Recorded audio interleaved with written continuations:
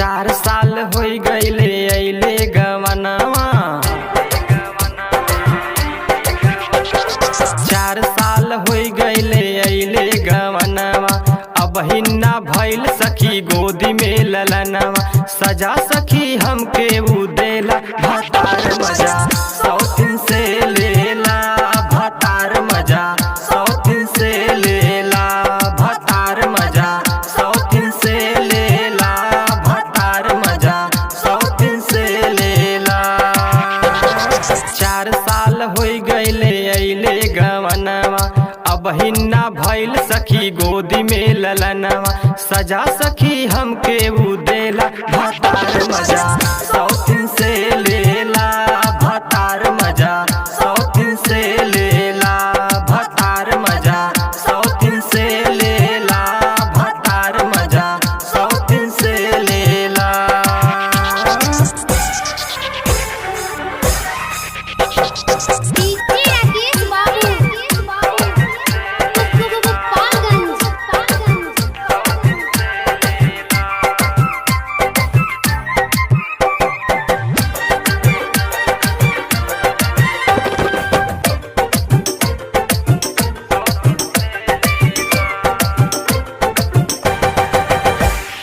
अब ही हिलौले ना हमरो पलंग हो, बड़ा कमजोर सखी हमरो सजन हो।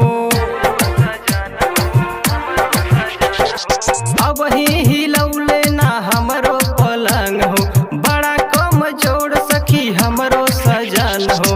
कके उघार सखी खूब तड़पावेला, सुतला के टाइम बीतला पे घरे आवेला।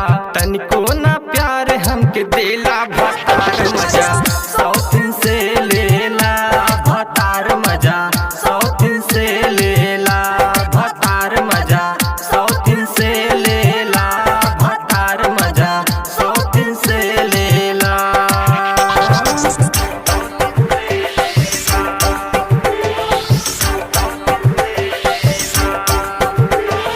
Presented by Unique Voice.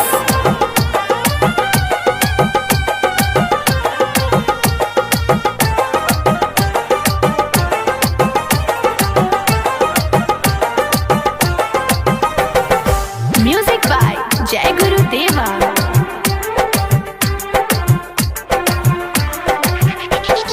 हमारा त पहिले से रहे उन पे शक हो, कवन सब तिनिया जतौले उन पे हक हो। हमारा त पहिले से रहे उन पे शक हो, कवन सब तिनिया जतौले उन पे हक हो। मोनू देवरवा हमके खूब समझावेला, मदन सजनवा हमार मनसा पुरावेला।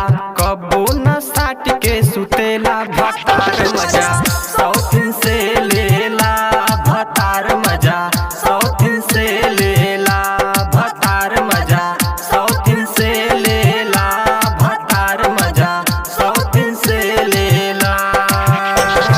4 साल हो गईले अइले गवनवा।